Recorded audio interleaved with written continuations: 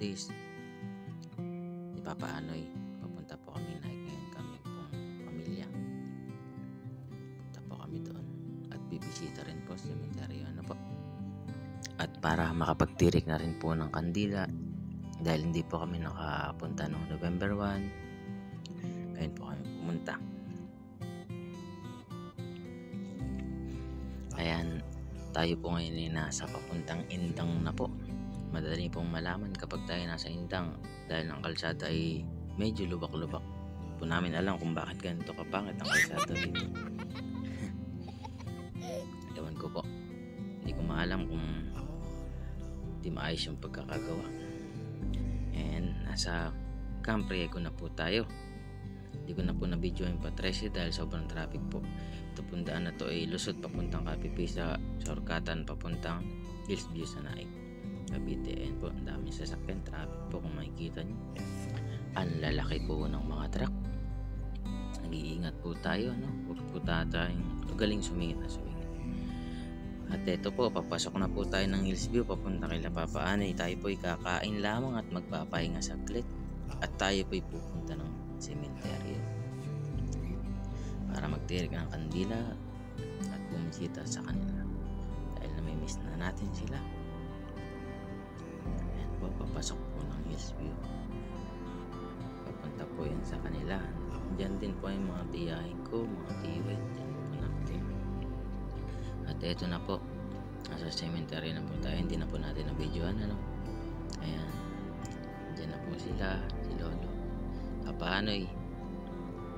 Ayan, ng Pasko, wala po si Papa Anoy, sila Lolo. Malungkot po ang aming pamilya ngayon. Pero still, kailangan natin magpatuloy. Dahil ayaw din naman nila na nakikita tayong mahina. Kaya, wish lang namin, sana masaya kayo. At alam namin na masaya na kayo dyan. At lagi kayo nakabantay sa amin. Maraming salamat. Mga panahon na nakasama namin kayo.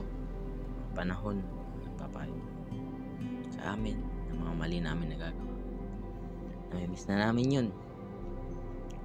Itatagay na lang namin kayo dyan, Papa Anoy. And Lolo, miss ka na namin. Sobra. Miss ka na ni Mama. Ingat.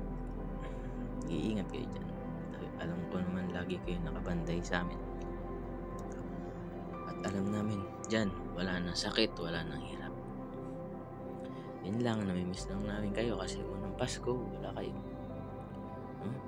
Kamusta nyo na lang kami kita tatawag kila Lola. Maraming salamat, Lo. Paano miss na namin kayo sobra. Pero kami dito nananatiling strong, matatag para sa inyo. Yan. Ipagkain na kayo dyan, hati-hati na lang. Miss na namin kayo. Yan, bawi na, pabalik na po tayo ng Hillsview. Kakain lang po kami at uuwi na din po. Pero dadaan po muna kami ng bukid sa mga tiyuhin ko doon. Nandun po. Yan. Dahil bibihira lang din naman po kami makapasyal at makauwi. Susulitin na po natin ang ating pagpasyal. Ano po? Ayan. Maraming salamat po. Yun lamang.